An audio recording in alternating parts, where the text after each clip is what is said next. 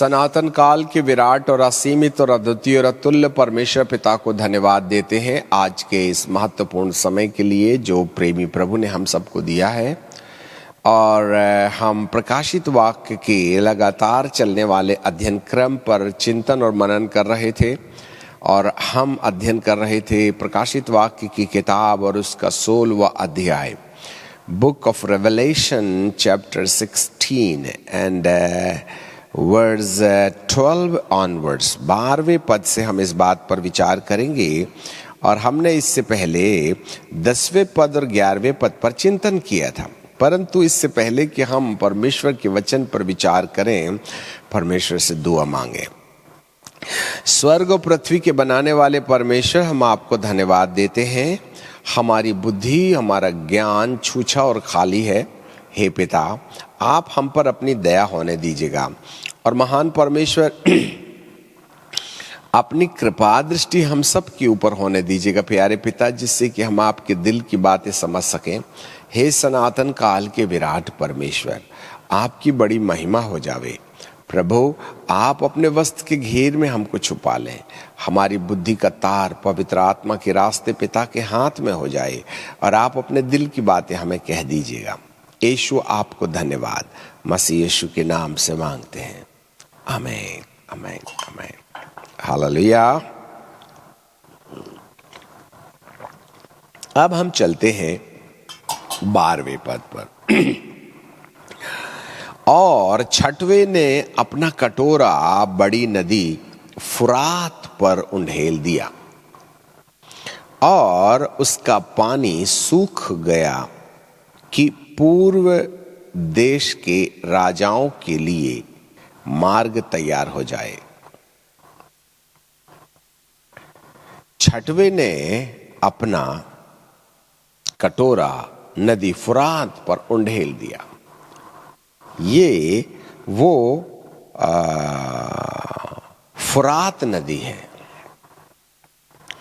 फुरात नदी का जो विवरण है हमको उत्पत्ति की किताब में मिलेगा।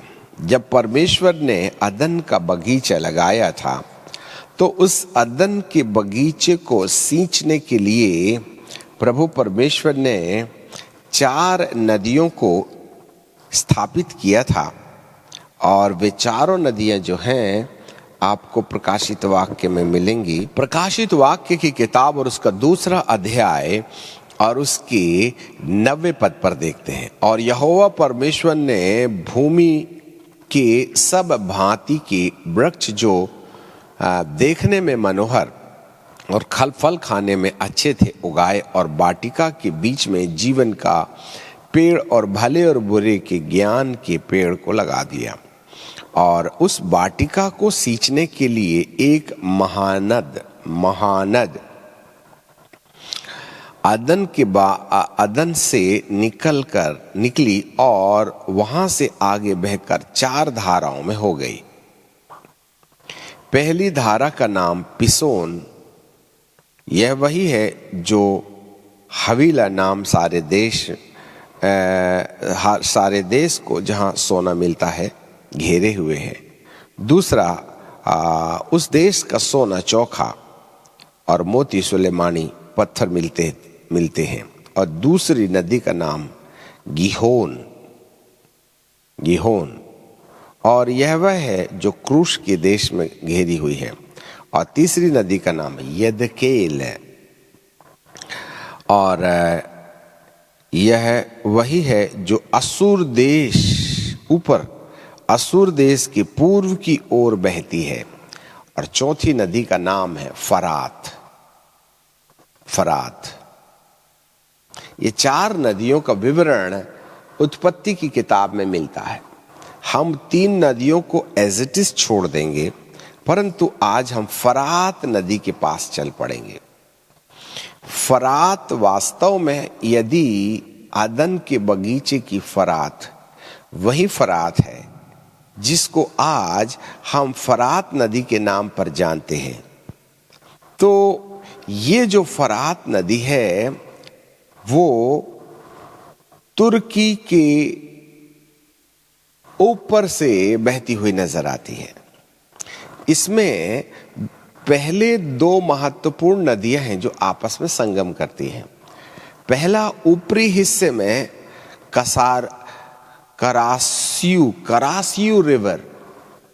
करासियू रिवर ऊपरी हिस्से से कुछ दूर चल के आती है और मौरात रिवर नीचे से जाकर के संगम करती है और ये दोनों नदियां आगे जाकर के फरात नदी का रूप ले लेती हैं और ये महानद है।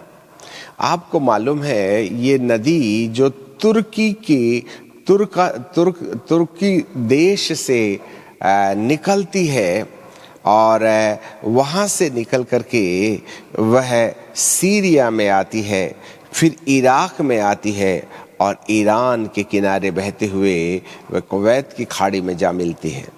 आपको मालूम हो यह सबसे बड़ी नदी है।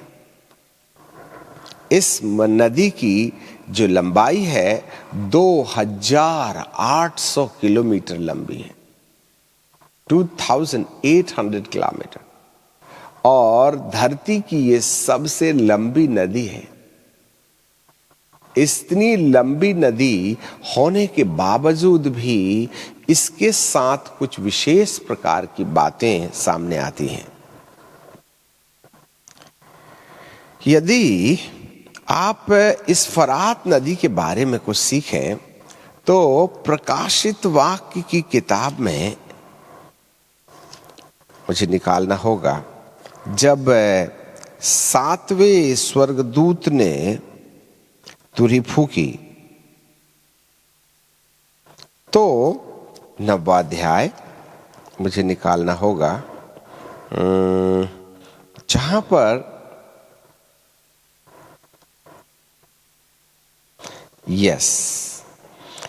प्रकाशित वाक्य की किताब और उसका 9वां अध्याय और उसका 13 पद, बुक ऑफ रेवलेशन चैप्टर 9 और वर्स 13। और इसके विषय हमने इससे पहले वाले एपिसोड में चर्चा किया था। और जब 6वें स्वर्गदूत ने तुरही फूकी, जो सोने की वेदी परमेश्वर के सामने है, उसके सींग में से मैंने ऐसा शब्द सुना मानो 6वें स्वर्गदूत से जिसके पास तुरही थी यह कह रहा हो, उन 4 स्वर्गदूतों को उस बड़ी नदी फुरात के पास बांधे हुए हैं खोल दे। 4 स्वर्गदूत जो फुरात नदी के किनारे बंधे हैं, किनारे बंधे हैं, उनको खोल दे। और वे चारों दूत खोल दिए गए। और जो उस घड़ी और उस दिन और महीने और वर्ष के लिए मनुष्य की 1/3 को मार डालने को तैयार किए गए थे,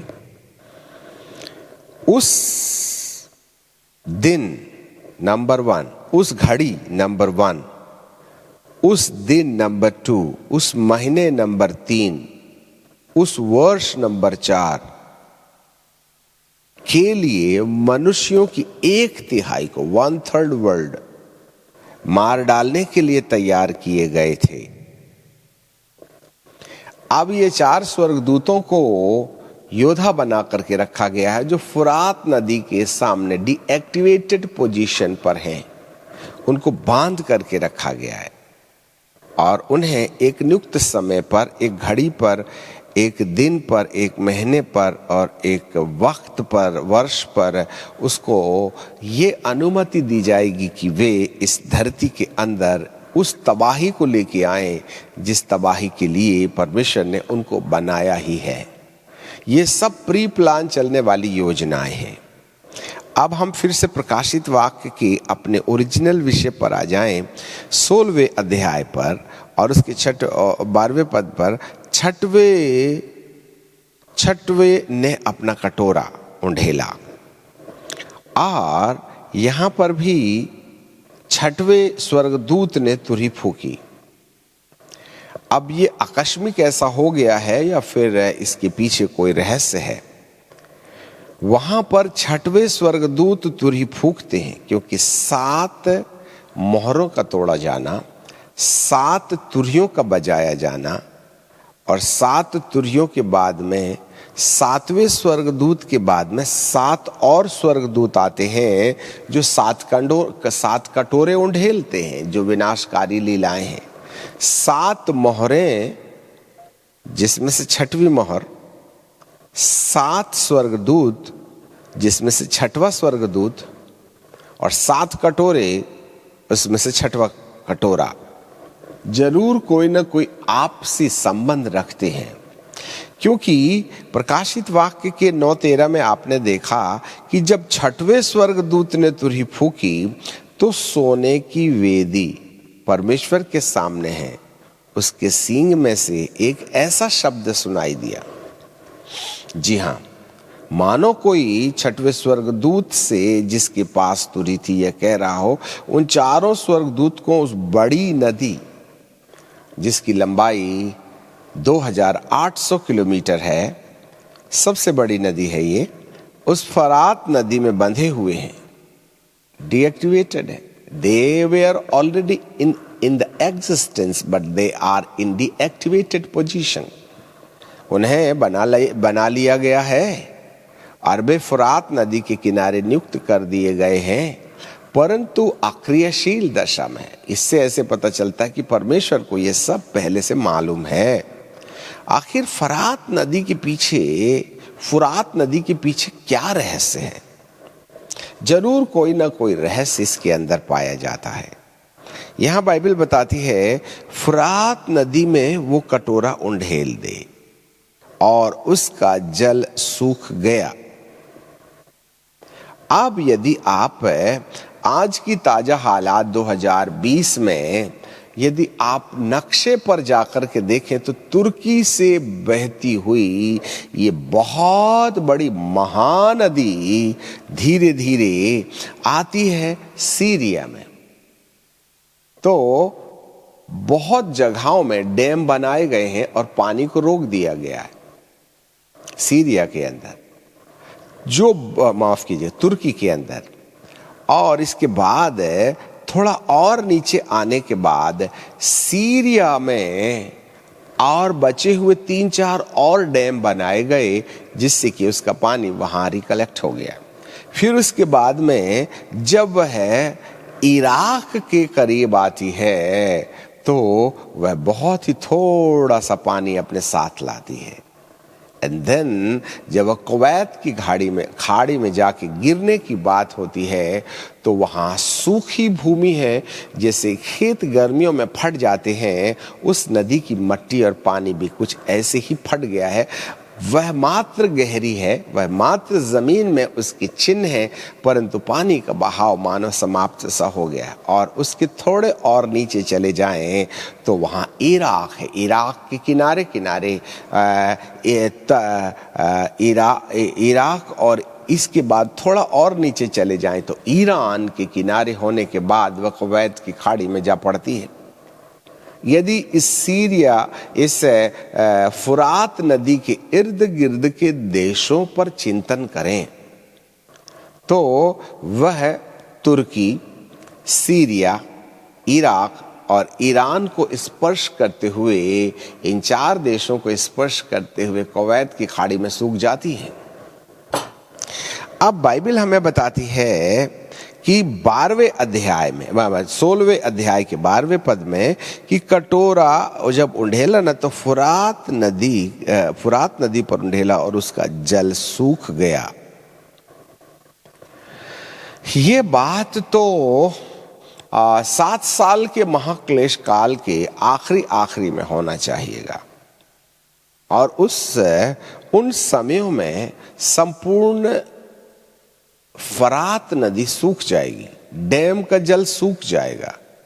जितने भी डैम तुर्की से लेकर के कुवैत की खाड़ी तक बनाए गए हैं, वे सारे के सारे पानी सूख जाएंगे। ये ओरिजिनलिटी 7 साल के महाक्लेश काल के आखिरी में होगी। आपने तो, यदि आज की तारीख में हम देखें तो ईरान और इराक में नदी केवल नहर की तरह बह रही है, उसमें पानी नहीं है। एक दिन इतना इफरात पानी हुआ करता था कि वह महानद के रूप में समुद्र में जा मिलती थी। आपको जानकारी मिले, धरती पर जितनी भी नदियां हैं, हमारे भारत देश में यदि आप चले जाएं तो 4 महानदियां हैं, ब्रह्मपुत्रा, गंगा, नर्मदा। इस प्रकार से ये 4 जो नदियां हैं, उनको समुद्र में मिलने के वक्त यदि आप जाकर के देखें तो अंतिम पड़ाव समुद्र की तरह दिखाई देता है। धरती की हर एक नदी को यदि आप उठा के देखें, जो महानद के रूप में पाई जाती है या नदी के रूप में भी पाई जाती है, जब कभी भी वह समुद्र की खाड़ी पर गिरती है तो समुद्र की खाड़ी पर गिरने से पहले वह समुद्र के आयाम में बदल जाती है। परंतु धरती की एक अनोखी नदी है जो महानदी के रूप में जानी जाती है, परंतु जब वह कुवैत की खाड़ी पर आती है तो वह एक छोटी सी नहर के रूप में बदल जाती है। आज की हालत में 2020 में बीते 5-7 सालों 10 सालों के अंतराल में इस नदी का पानी डैम में रोक रोक करके उसको सिंचाई के लिए इस्तेमाल किया जा रहा है, जिससे कि देश में सरवाइव करने का अवसर मिले। इसलिए आखिरी में अर्थात ईरान इराक के आते आते वह सब कुछ सूख सी जाती है और इराक की ही पूर्व वेस्टर्न साइड में नहीं, क्या बोलना चाहिए, नॉर्थ और पूर्व और पश्चिम पूर्व की ओर बाबुल, जहां पर वो टावर बनाया गया था, जिसको बाबुल का गुम्बद कहते हैं, और परमेश्वर ने बाबुल के गुम्बद का विद्रोह किया था और बाबुल के गुम्बद को बनाने वालों के बीच में गड़बड़ियां पैदा की थी। वह सैटेनिक वर्ल्ड है, याद रखिएगा। और यदि आप बड़ी बारीकी से चले जाएं तो चाहे तुर्की हो, चाहे सीरिया हो, चाहे इराक हो, चाहे ईरान हो, ये चारों जो देश हैं उस पर इस्माइलीज लोगों का बसाव बना हुआ है। इब्राहिम के 2 पुत्र हुए, एक था सारा के द्वारा उत्पन्न इसहाक और दूसरा था उसकी सेविका के द्वारा हाजिरा के द्वारा उत्पन्न दूसरी संतान इस्माइल। और इस्माइली, ये जितने भी इस्माइलीज हैं वो सब है तुर्की, सीरिया, इराक और ईरान में मेजॉरिटी में पाए जाते हैं। और इसके ऊपर या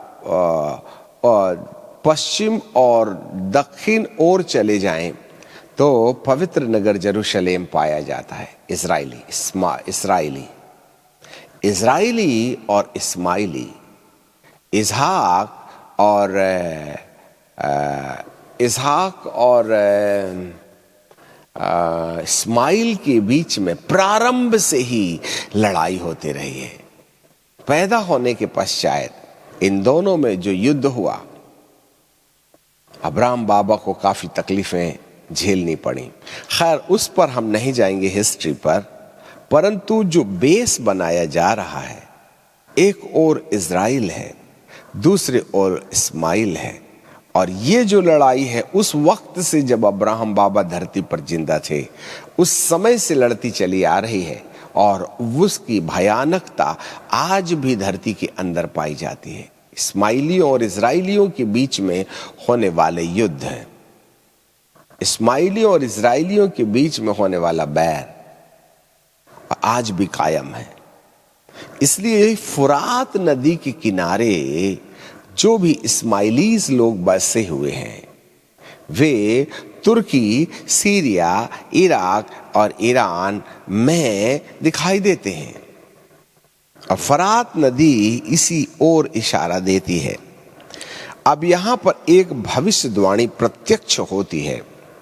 आखिरकार परमेश्वर इस फरात नदी के इशारे किस ओर दे रहे हैं? ये लिखी हुई बात है, ये कोई मनगढ़ंत चीजें नहीं है। और उसका पानी सूख गया तो आज की तारीख में तो भारी मात्रा में आधी 2800 किलोमीटर लंबी नदी में से धीरे धीरे नदी का जल कम होते चला जा रहा है और वो इराक आते आते तो डेजर्ट हो जाती है। ईरान की तो बात ही छोड़ दीजिएगा, बाबुल के गुंबद के पास पहुंचने से पहले वह एक नहर के रूप में बदल जाती है। यदि आपको इसकी और जानकारी चाहिए तो आप YouTube में चले जाएं और इफ्रात नदी को क्लिक कर करके देखें तो बहुत सी बातें अलग अलग लोगों ने उसमें कमेंट्स में डाल रखी स्टडी के रूप में, वहां आपको बेहतर मिल जाएगा। परंतु हम इसकी आत्मिकता को खोजना चाहते हैं, ये कोई हिस्टोरिकल मैसेज नहीं है। फुरात नदी क्यों सूख गई और पूर्व देश के राजा के लिए मार्ग तैयार हुआ, राजाओं का लिए मार्ग तैयार हुआ। अब ये मार्ग तैयार होने का क्या मतलब है? क्या राजाओं को या सेना को लड़ाई के लिए पानी कोई रास्ता रोकने का कारण है क्या? परंतु यहां यह भविष्यवाणी है, पानी के द्वारा किसी भी शस्त्र को रोका थोड़ी जाता है। आज तो पानी के जहाज चला लेते और मिसाइलें हैं हमारे पास में, परंतु जो भविष्यवाणी वहां देखने के लिए मिलती है उसका अर्थ है कि राजाओं, एक नहीं अनेक राजाओं को तैयार किया जाए। और मैंने अजगर के मुख से, अजगर मतलब वही पुराना सांप लूसीफर, और उस पशु को जिसने देहधारी शासक को विश्व का कर्णधार बना के रखा, वन वर्ल्ड गवर्नमेंट का प्रेसिडेंट पशु, और झूठा भविष्यवक्ता अर्थात स्पिरिचुअल अथॉरिटी लेकर के खड़ा हुआ, आत्मिक दुष्टता की आत्मिक शक्ति को लेकर के खड़ा हुआ झूठा भविष्यवक्ता जो पशु को प्रमाणित करने के लिए भेजा गया या नियुक्त किया गया, इन तीनों के मुख से अशुद्ध आत्माएं मेंढक की नाई निकली। अब ये जो मेंढक है, वो मेंढक जो है एक प्रकार का एक ऐसा सिग्नल है। मेंढक मतलब तो ये मेंढक नहीं समझ लेना, नहीं तो आप ये मेंढक देख करके भागने लगे, दुष्ट आत्मा आई, दुष्ट आत्मा आई। मेंढक नहीं है वो, मेंढक की तरह, मेंढक तो एक सृष्टि है, परंतु मेंढक के समान मेंढकों के रूप में तीन दुष्ट आत्माएं इन तीनों के अंदर से, नंबर 1 वही पुराना अजगर, नंबर 2 ख्रिस्त विरोधी, नंबर 3 झूठा भविष्यवक्ता, इनके मुख से 3 प्रकार की ये दुष्ट आत्माएं निकल रही हैं। अब इन तीनों का क्या क्या काम होगा उसको हम बाद में देखेंगे। ये चिन्ह दिखाने वाली आत्माएं, चिन्ह दिखाने देने वाली आत्माएं, इसका मतलब ये जो दुष्टता के द्वारा बड़ी अद्भुत अलौकिक नहीं बोलना चाहिए, दुष्टता की अदृश्य काम, भौचक्का कर देने वाले काम दिखाई देंगे। और वे संसार के राजाओं के पास निकलकर इसलिए जाती हैं, संसार के जितने भी लोग हैं सब राजाओं के पास में इसलिए जाती हैं कि वे सर्वशक्तिमान परमेश्वर के उस बड़े दिन की लड़ाई के लिए इकट्ठा करें।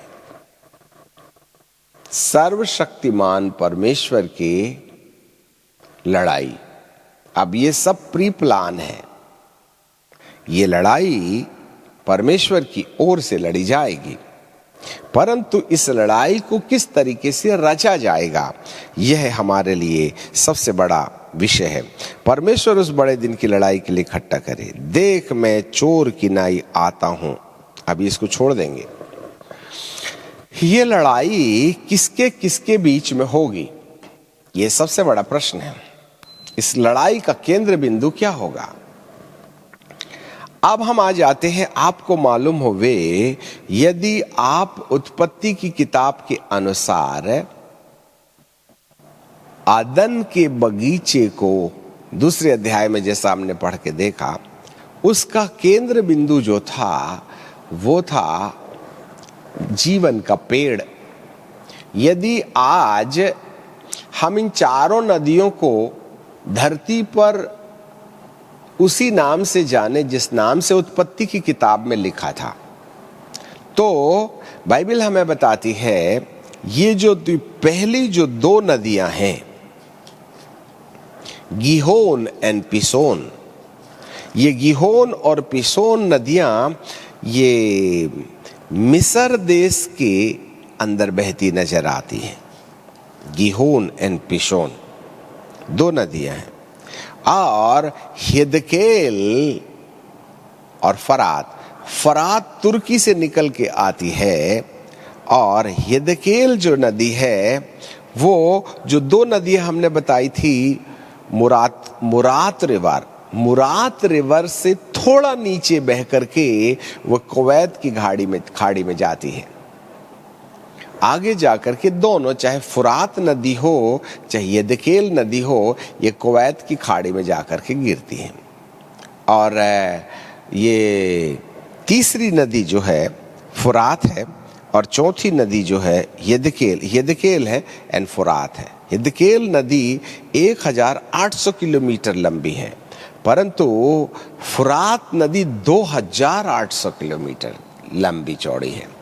इन नदियों को यदि हम ये माने कि ये अदन के बगीचे के अंदर बहती थी, तो इन चारों नदियों का केंद्र बिंदु यदि निकालें तो इन चारों नदियों का जो केंद्र बिंदु है वो है इज़राइल,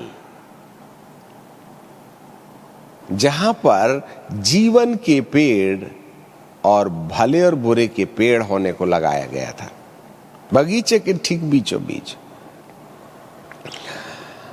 और जीवन का पेड़ नए नियम में प्रभु यीशु मसीह यहां बन करके आए हैं। जरा देखिएगा, प्रभु यीशु मसीह जीवन का पेड़ बन करके आया। उसने अदन के बगीचे के पूर्व की तरफ बंद दरवाजे को खोलने के लिए कहा, आए पिता इन्हें क्षमा कर, ये नहीं जानते कि क्या करते हैं। ऐसा कह करके उन्होंने झुक करके अपने प्राण त्याग दिए। और जैसे ही प्राण त्यागे, मंदिर का पर्दा ऊपर से नीचे तक फट गया।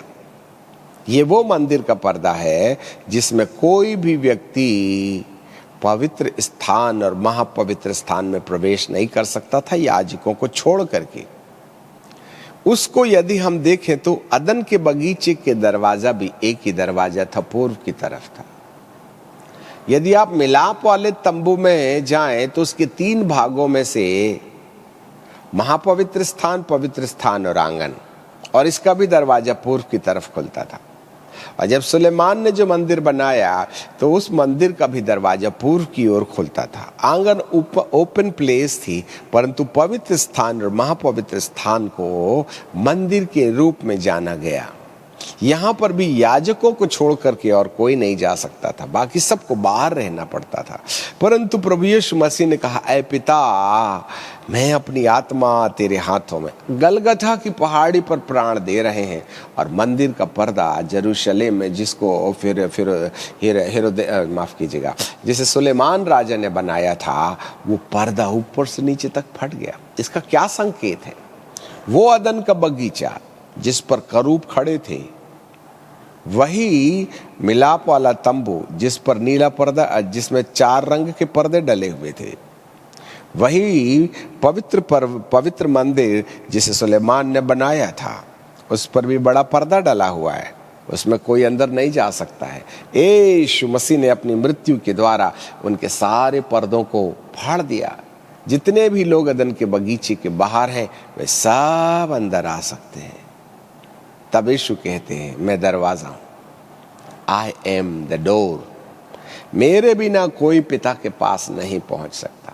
आपको मालूम है, जीवन अर्थात महापवित्र स्थान तक पहुंचने के लिए पवित्र स्थान और महापवित्र स्थान के बीच में पर्दा, और पवित्र स्थान और आंगन के बीच में पर्दा, और आंगन और छावनी के बीच में पर्दा। 3 पर्दे हैं, 3 पर्दे। प्रभु यीशु मसीह ने पहले पर्दे को ऊपर से नीचे तक फाड़ करके कहा, अब सब लोग अदन के बगीचे के अंदर, सब लोग मुझ पर विश्वास करने के द्वारा आंगन में आकर के परमेश्वर के सामने खड़े होने के लायक बन जाते हैं। ये है वो जीवन का पेड़।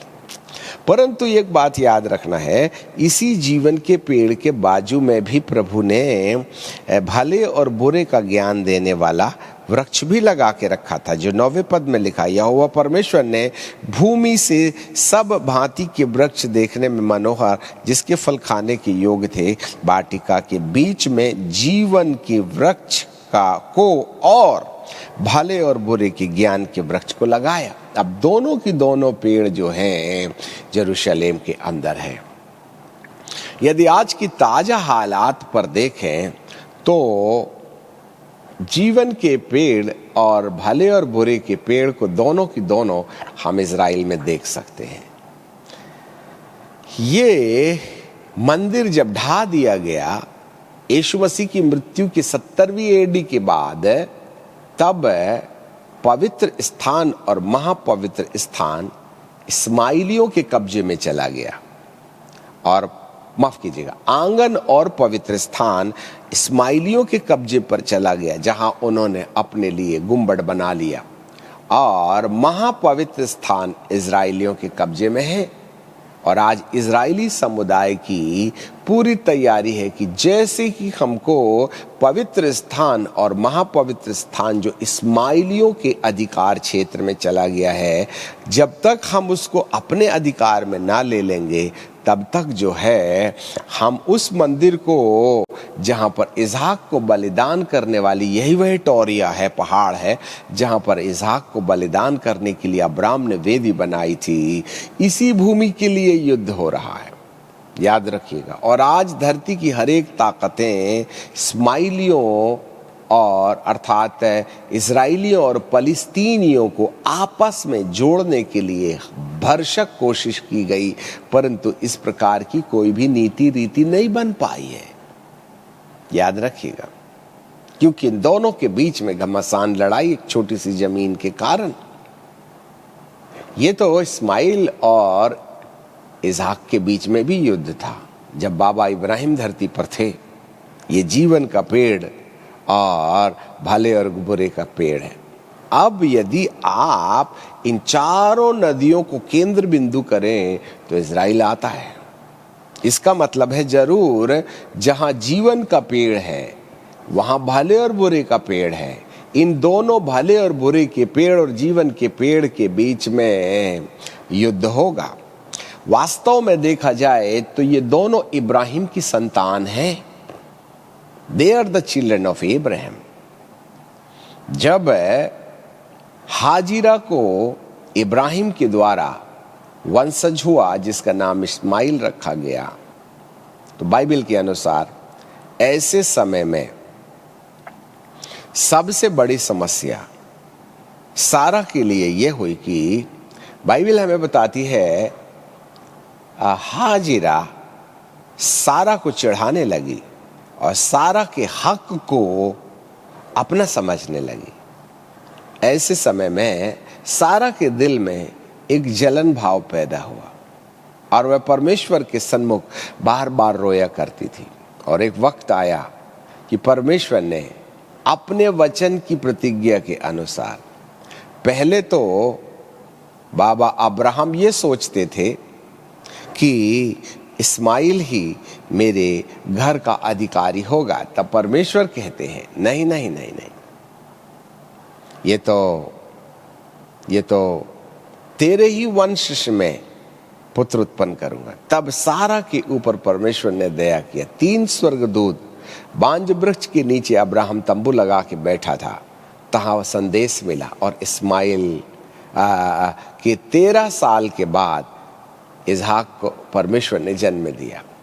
और जब ये बड़े हुए तो आपस में एक दूसरे के साथ लड़ने लगे। ये लड़ाई प्रारंभ से ही है, हाजिरा और सारा के बीच में। पिता दोनों एक हैं, पर एक बात याद रखिएगा, बाइबल हमें यशायाह की किताब में ये बताती है, यशायाह की किताब में, जिसको हम कई बार कई एपिसोड में पढ़ रखे हैं, परंतु जब कनेक्टिविटी आती है ना तो हमको ये पद निकालना ही पड़ता है। ठीक है, यशायाह की किताब और उसका 19वां अध्याय और उसका 27वें पद से हम पढ़ लेते हैं।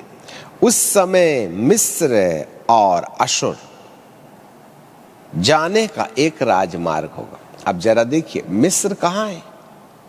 नीचे तरफ, पूर्व के तरफ, और अशुर असीरिया इजराइल के ऊपर, और इन दोनों के बीच में इजराइल आता है। तो वे जाएं कहां से? तो जाएंगे तो इजराइल को ही ना पार करके जाएंगे। और बीते दिनों में मिस्र और असुर, सीरिया जिसको बोलते हैं, और इजराइल के बीच में जो विपत्ति रही है, युद्ध रहा, उसके कारण से एक दूसरे के देश में जाने के लिए जमीन पर कोई रास्ता नहीं हुआ करता था। परंतु इस युग में यदि आप देखें तो मिस्र से इजराइल होते हुए असुर तक जाने के लिए हाईवे, एक बड़ा भारी राजमार्ग तैयार कर दिया गया है। भाई साहब, ये बातें तो 7 साल के महाक्लेश काल में समझौते के वक्त होगी, परंतु ये राजमार्ग तो अभी से तैयार हो गया है। अब आगे चलते हैं, क्योंकि परमेश्वर के डिवाइन प्लान के अनुसार हे मेरे मिस्र निचली जगह और हे मेरे असुर सीरिया इस्माइली संग मिलकर के आराधना करेंगे। देखो परमेश्वर का डिवाइन प्लान। अब जरा देखें, उस समय इजराइल जो बीच में है, मिस्र जो नीचे है और असुर जो ऊपर है, तीनों मिलकर के आशीष का कारण होंगे। अब आपको क्या लगता है, अरब देश के साथ इजराइल के बीच में होने वाली संधि क्या संकेत दे रही है, जो बीते कुछ महीने पहले हुई? कुछ महीने पहले इजराइल और अरब के बीच में जो संधि हुई, उससे आपको क्या संकेत मिलता है? कहीं मिस्री और असुरी और इजराइलियों के बीच में संधि इस प्रकार का संकेत तो नहीं कि अब हम उस पड़ाव पर आ गए हैं जहां पर परमेश्वर का यह वचन पूरा हो, जहां पर इजराइली, मिस्री और असुरी तीनों मिलकर के पृथ्वी के लिए आशीष का कारण होंगे, क्योंकि सेनाओं का यहोवा इन तीनों को यह कहकर आशीष देगा, हे मेरे प्रजा मिस्र निचली हिस्सा, हे मेरा रचा हुआ असुर ऊपरी हिस्सा, और हे मेरा निज भाग इजराइल बीच का हिस्सा, जिसमें राजमार्ग तैयार करने की बात प्रभु जी कर रहे हैं। भौतिक रीति से तो मिस्र और सीरिया के बीच में ऑलरेडी राजमार्ग तैयार हो चुका है, और यह एक ऐसा संकेत है जो दुनिया के अंत की ओर, अर्थात इससे पहले कि धरती के ऊपर विनाश आ जाए, ये सब भौतिक रचनाएं भविष्यवाणी का काम कर रहे हैं। अच्छे से समझिएगा, जीवन का पेड़ बीच में है और गिहोन और पिसोन मिस्र में है, और यदकेल और फरात जो सबसे बड़ी नदी है, और इन फरात नदी के किनारे 4 स्वर्गदूतों को नियुक्त कर दिया गया, बांध के रखा है। और भविष्यवाणी के वचन के अनुसार इन 490 अध्याय में आपने देखा है कि जब 6वें स्वर्गदूत ने तुरी फूकी तो उन 4 स्वर्गदूतों को जो फुरात नदी के पास बांधे गए थे खोल दिया गया, और फुरात नदी के किनारे किनारे जो देश बसे हुए हैं, जिसमें आपकी तुर्की आ जाती है, सीरिया आ जाता है, इराक आ जाता है और ईरान आ जाता है, ये समस्त देश इस्माइलीज हैं, अर्थात इब्राहिम के द्वारा हाजिरा के रास्ते उत्पन्न होने वाली संतानें। जी हाँ, यही बाबुल भी है जहां इजराइलियों को गुलामी के लिए ले जाया गया था। 70 साल वे वहां गुलाम थे। तो जो युद्ध होगा इजराइलियों और गैर इजराइलियों के बीच में होगा, इस्माइलीज और इजराइलियों के बीच में विश्व युद्ध होगा। ऐसा लगता है यदि आप 16वें अध्याय के, जिसको हमने पहले पढ़ लिया, 5वें स्वर्गदूत ने तुरी फूकी, book of revelation chapter 16 and verse 10, 5वें स्वर्गदूत ने अपना कटोरा उस पशु के सिंहासन पर उंडेल दिया। तो ये पशु कहां होना चाहिए? Listen me carefully. और उसके राज्य पर अंधकार छा गया। ध्यान दीजिएगा। और लोग पीड़ा के मारे अपनी जीभ चबाने लगे और पीड़ा और फोड़ों के कारण स्वर्ग के परमेश्वर की निंदा की और उसके कामों से मन न फिराया। ये पशु का मतलब होता है द बीस्ट, अर्थात उसी पुराने अजगर से स्थापित किया गया एक शासन और उस शासन के ऊपर एक शासक, और वो जो शासक होगा उसका कहीं केंद्र बिंदु फरात नदी के किनारे जो एरिया पाया जाता है वो तो नहीं होगा। जैसे हर एक व्यक्ति के सामने एक सबसे बड़ा प्रश्न उठता है कि ख्रिस्त विरोधी कहां से प्रकट होगा, ख्रिस्त विरोधी कहां से अपना शासन शुरू करेगा, ख्रिस्त विरोधी कौन होगा, who will be the anti Christ. यदि प्रकाशित वाक्य के इस वचन को देखें तो फरात नदी के किनारे कैद किए गए वे जो 4 स्वर्गदूत हैं, हर एक स्वर्गदूत को एक देश का प्रतिनिधि समझा जा सकता है। जैसे पुराने नियम, जैसे पहले 7 कलीसियाओं के दूत को लिखकर 7 कलीसियाओं का दूत अलग अलग कलीसियाओं का स्वामित्वता रखे हुए थे, इसी तरीके से कहीं संभावित इस फरात नदी के किनारे किनारे जो 4 देश पाए जाते हैं, तुर्की, सीरिया, इराक, ईरान, क्या इसी बीच में जो इस्माइली विश्वास में पाए जाते हैं, कहीं यहीं से ख्रिस्त विरोधी न जाग उठे? क्योंकि यहीं इस फरात नदी के किनारे जो 4 स्वर्गदूत बांधे गए थे उनको खोलने की चर्चा 9वें अध्याय में मिलती है और उन्हें इन 4 स्वर्गदूतों को ये अधिकार दिया जाता है कि वे 6वें तुरही के फूके जाने पर कि वे 4 को खोल दिया गया 15वें पद में, और घड़ी और दिन और महीने और वर्ष मनुष्यों की 1/3 को मार डालने के लिए उन्हें अधिकार दिया गया। और फौजों के सवारों की गिनती 20 करोड़ थी और वे उनकी गिनती मैंने सुनी और मुझे इस दर्शन में घोड़े और उसके सवार दिखाई दिए जिनकी झिलम आग और धूम्रकांत और गंधक की सी थी। अब वहां मत जाइएगा। फौज का काम है लड़ना और यहां लड़ाई चल रही है।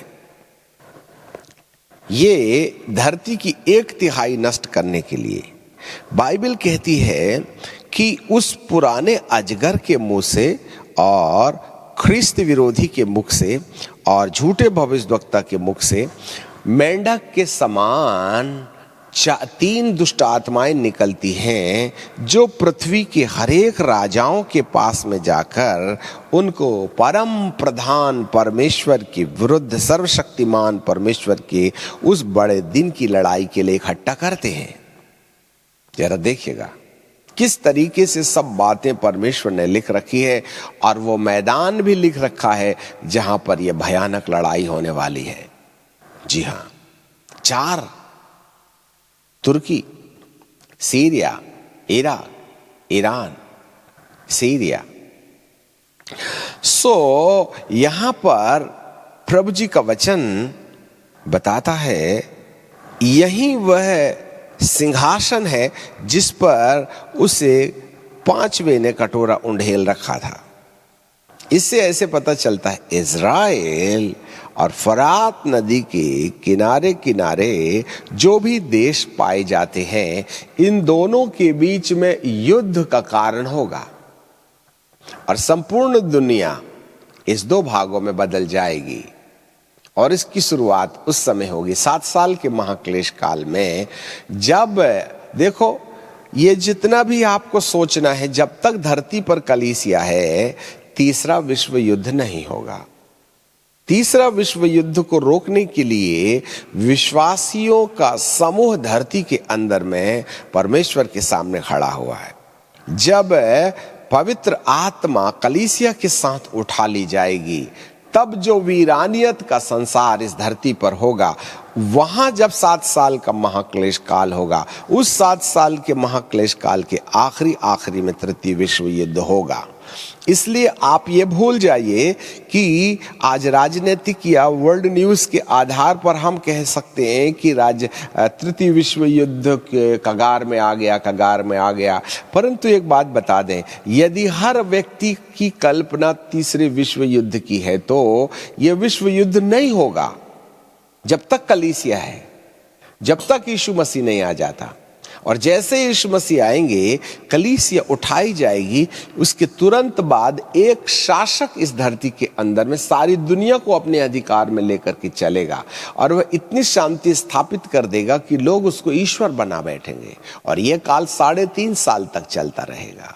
परंतु ठीक 3.5 साल के बाद में, सफेद घोड़े के बाद में, जब लाल घोड़ा दूसरी मोहर के तोड़े जाने के आधार पर आया, वहां से 3.5 साल के काल शुरू होंगे जो भयानक होंगे। और इस 3.5 साल के भयानक काल के आखिरी में ये युद्ध होगा, क्योंकि बाइबल कहती है 3 मेंढक निकलेंगे और ये तीनों मेंढक जो हैं, 3 मेंढक नहीं निकलेंगे, मेंढक नहीं है ये, मेंढक के समान ये दुष्ट आत्माएं हैं जो संपूर्ण धरती के राजाओं के पास में जाते हैं और धरती 2 भागों में बंट जाएगी। जीवन का पेड़ और भले और बुरे का पेड़, उसका केंद्र बिंदु बाबा अब्राहम है। अब्राहम के साथ इस्माइल और इसराइल के बीच में युद्ध होगा। That will be the reason. और अंत के दिनों में इजराइल के पक्ष में, अर्थात इसहाक के पक्ष में खड़े होने वाले लोग और इस्माइल के पक्ष में खड़े होने वाले लोग, आयाम आज की तारीख में कुछ भी बनता रहे, इससे ज्यादा फर्क नहीं पड़ेगा। परंतु 7 साल के महाक्लेश काल के अंदर में युद्ध जो है इस्माइल और इजराइल के बीच होगा। और इस्माइलीज को परमेश्वर ने ऑलरेडी चुन के रखा है। They are the chosen people. इसलिए सारा ने जब डिमांड किया कि हाजिरा को अलग करो, तब परमेश्वर ने हाजिरा के बेटे को बचाने के लिए जमीन से, सोते से पानी निकाल के रेगिस्तान से उसको पिलाया था और कहा था कि तू अपने भाई और मित्रों के बीच में बना रहेगा, क्योंकि तू मेरा चुना हुआ है। तो इब्राहिम के खून से पैदा हुआ है। परंतु इस्माइल की इस बड़ी व्यापक संख्या को, जो विश्व की 2nd लार्जेस्ट पॉपुलेशन है, इसे इजरायली के विरुद्ध खड़ा करने के पीछे ये एक अदृश्य टेरिटरी है। That is a spiritual warfare. वे हमारे भाई हैं इस्माइली लोग। They are the chosen people of God. वे चुने हुए हैं क्योंकि इब्राहिम की खून से पैदा हुए। परंतु दुष्ट उनको भाई भाई के बीच में युद्ध लड़ा रहा है। It's a demonic forces. ये वो अजगर है, ये वो झूठा भविष्यवक्ता है और ये वो ख्रिस्त विरोधी है। जैसे पिता, पुत्र, पवित्र आत्मा, वैसे ही शैतान ने अपने आप को लूसीफर को पिता की जगह रखा और पुत्र को शरीर के रूप में पैदा कर दिया, और पवित्र आत्मा अर्थात ऐसी दुरात्माओं का झुंड है जो परमेश्वर की पवित्र सेना के विरुद्ध खड़ी हो जाती है। अब इजराइल के विरुद्ध खड़े होने का मतलब ही है परमेश्वर के विरुद्ध खड़े होना। याद रखिएगा, यहां पर भौतिक संसार के अंदर होने वाले युद्ध के पीछे 2 आत्माओं का युद्ध है। इजराइल के पीछे परमेश्वर खड़ा है और इस्माइल के पीछे अंधकार की शक्तियां खड़ी हुई है। और ये दोनों ताकतें, एक सृष्टिकर्ता है और एक सृष्टि है। और सृष्टि लूसीफर ने अपनी कूटनीति राजनीति के आधार पर इस्माइलियों को अपने कब्जे में ले लिया और पिता परमेश्वर इजराइलियों के पक्ष में खड़े होकर के इन दोनों आत्माओं के बीच में होने वाली घमासान लड़ाई इस धरती के अंदर देखी जा सकती है। आफ्टर ऑल इस्माइली परमेश्वर की रचना है। आफ्टर ऑल इस्माइलियों के पीछे परमेश्वर की योजना है। हे मेरे मिस्र, हे मेरे असुर और हे मेरे इज़राइल, तू मेरा है। पृथ्वी के लोग तेरे द्वारा आशीष पाएंगे। परंतु अंधकार की शक्तियां इन दोनों कौमों को कहीं ना कहीं अपने अधिकार में लेकर के परमेश्वर के युद्ध का प्रगटीकरण कर रहे हैं। इसलिए फरात नदी के किनारे पाए जाने वाले जितने भी देश हैं वे कहीं ना कहीं इजराइल के विरुद्ध लड़ाई लड़ने के लिए तैयार हो जाएंगे। संभावनाएं हैं इसी तुर्की से लेकर के सीरिया और सीरिया से इराक के बीच में कहीं ख्रिस्त विरोधी शासन का केंद्र बिंदु ना हो। जैसे पिछले दिनों में ईरान में परमेश्वर ने बाबुल का गुंबद बनाया गया और उस बाबुल के गुंबद को जो परमेश्वर के विरुद्ध लड़ने के लिए तैयार किया जा रहा था, तब बाबुल में परमेश्वर ने उनकी भाषाओं में गड़बड़ी पैदा करने के बाद उनको कहीं ना कहीं परमेश्वर का विरोधी बनाया गया। ये सब आत्माओं का खेल है। इंसान परमेश्वर की रचना है, पर इंसान किसी गैर आत्मा की पकड़ में जाने के बाद समझ नहीं पा रहा है कि ये मेरे भाई हैं। अब्राहम से ही इज़राइल बना है, अब्राहम से ही इस्माइली बने हुए हैं। The second largest, the biggest largest population is the Christians, and the second largest population is the Ismailis, जिसको मुसलमान भी कह सकते हैं, असुरी। इन दोनों के बीच में दो भाई लोग हैं, जबकि दोनों भाई परमेश्वर के द्वारा बनाए गए हैं और इन दोनों भाइयों के बीच में युद्ध होगा तृतीय विश्व युद्ध का कारण। इसलिए शंकाएं वैज्ञानिक लोग समझने लगे हैं कि क्रिश्चियन वर्सेस मुसलमान अंतिम युद्ध जो है इसी बीच में होगा। ये लिखा है, विधाता ने लिखा है, परंतु दोनों की दोनों परमेश्वर के चुने हुए लोग हैं।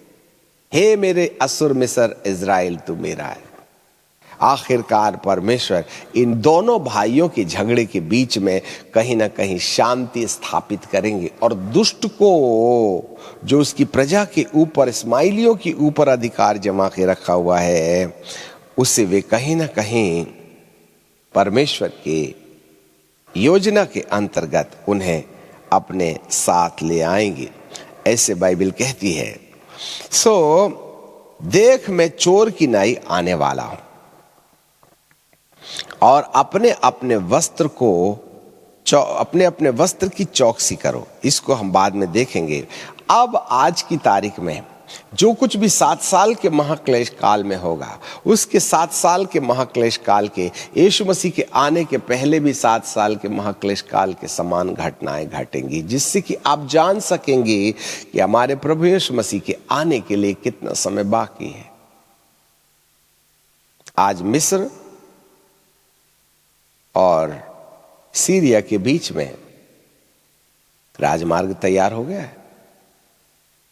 आज इस्राएलियों और अरबियों के बीच में संधि एक दूसरा संकेत है और यह संधि बढ़ते चली जाएगी, क्योंकि पवित्र नगर यरूशलेम में जो मंदिर बनाया गया है, बनाया जाने वाला है, महापवित्र स्थान तो इजराइलियों के कब्जे में है, परंतु आंगन और पवित्र स्थान जो अन्य जातियों को रोंदने के लिए दिया गया था, उसमें गुंबद बनाया गया है जो इस्माइली लोगों ने बनाया है। यदि आप लिटरली जाकर के यरूशलेम में उस गुंबद के एक दरवाजे पर जाकर के देखें तो पत्थर के एक दरवाजे पर एक सिग्नल लगा हुआ है, जिसमें एक गधे का मुंह वाला व्यक्ति जिसके 2 सींग हैं वह ऐसे सिंहासन पर बैठा है। और ये जो चिन्ह है वह दुष्ट आत्मा से जुड़ा हुआ है, अर्थात सैटेनिक साइन है। इससे ऐसे पता चलता है दोनों भाइयों को लड़ाने के लिए दुरात्माएं आज भी काम कर रहे हैं। ये संधि आगामी दिनों में काम पड़ेगी, क्योंकि जब ख्रिस्त विरोधी, जब 7 साल का महाक्लेश काल होगा, जब दुनिया वन वर्ल्ड गवर्नमेंट को सबमिशन में आ जाएगी, तब 7 साल के महाक्लेश काल के प्रारंभ में सबसे पहला एजेंडा ये होगा कि इजराइलियों को मंदिर बनाने की अनुमति दी जाएगी। और मंदिर उसी समय बनेगा जब वो मॉस्क या गुम्बद जो है, जो फलस्तीनियों ने बना रखा हो, फलस्तीनी गुम्बद गिराया जाएगा। तो संधि होगी तभी ना एग्रीमेंट होगा, नहीं तो लड़ाई नहीं हो जाएगी क्या? जी हाँ, याद रखिएगा, इस्राएलियों को मंदिर बनाने की जितनी तमन्ना नहीं है, उससे ज्यादा ये जो पुराना अजगर है वो मंदिर बनाने में रुचि रखता है। इसलिए इस्राएलियों की इच्छा से कहीं हट करके वो पुराना अजगर उसी मंदिर को, जिसको सुलेमान ने बनाया था, बनाने की अनुमति इस मनसा से देगा कि जब वह बनाए जाने के बाद जब वह पूरा हो जाएगा तो इसी मंदिर में मैं बैठ कर के संपूर्ण धरती की राजनीति चलाने के वक्त ये प्रूव करूंगा कि हे परमेश्वर, देख मैंने तेरे सिंहासन पर अपना सिंहासन बिठा दिया है। उसकी तमन्ना गई नहीं, याद रखिएगा मेरे प्रियो। वो कैसे ना कैसे परमेश्वर का, अपने आप को परमेश्वर दिखाना चाहता है। इसलिए इस दुरात्मा को ज्यादा इंटरेस्ट है, इस लूसीफर को ज्यादा इंटरेस्ट है कि मंदिर बने।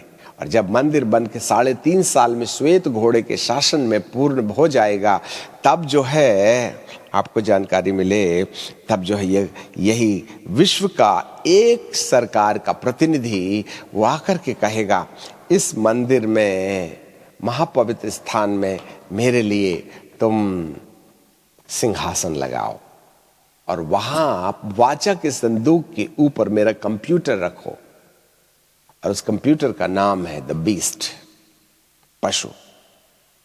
इस प्रकार से जब उसे महापवित्र स्थान में बैठने के लिए इजरायली समुदाय के लोग वक्त नहीं देंगे, तो ऐसे समय में हम कहीं ना कहीं ये देख पाएंगे कि ख्रिस्त विरोधी शासक इस छोटे से देश इजराइल के विरुद्ध खड़ा हो जाएगा। अब आप जरा देखिएगा, यदि नक्शे पर चले जाएं तो ये रहा, मान लीजिए इजराइल, तो सीरिया, असीरिया, तुर्की और ईरान, इराक, ये पूरी की पूरी पट्टी यहां से सऊदी अरब तक, ये मिस्र के नीचे से लेकर के तुर्की तक इजराइल तीनों ओर से घिरा हुआ है। जहां पर अरबी लोग हैं, जहां पर फलस्तीनी लोग हैं, जहां पर इस्माइली लोग हैं, और इस्माइली तीनों तरफ से यरूशलेम को घेर लेंगे। कब मालूम है? जब ये वर्ल्ड प्रेसिडेंट कहेगा कि महापवित्र स्थान में मैं अपना सिंहासन लगाऊंगा, इजरायली उसे अस्वीकार कर देंगे, और जब इजरायली उसको अस्वीकार कर देंगे तब वो कहेगा, मेरा मंदिर यदि नहीं बनाओगे तो मैं विनाश लीला के लिए खड़ा हो जाऊंगा। और आपको मालूम होवे, बाइबल हमें लूका की किताब में कहती है, उसको पढ़ लेने में ज्यादा अच्छा होगा, जिससे कि हम अपने संदेश को बाइंड अप कर सकेंगे। लूका रचित सुसमाचार और उसका 21वां अध्याय और 21वें अध्याय के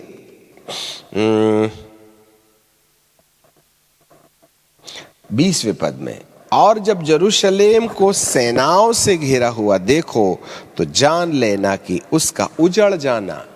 इसका मतलब है यरूशलेम सेनाओं से घिर जाएगा। ये चारों स्वर्गदूतों को फरात नदी के किनारे जो बंधे थे ना, उसको खोल दिया गया कि वे पृथ्वी की 1/3 जनता को मौत के मुंह में डालने के लिए, युद्ध के लिए प्रेरित करें।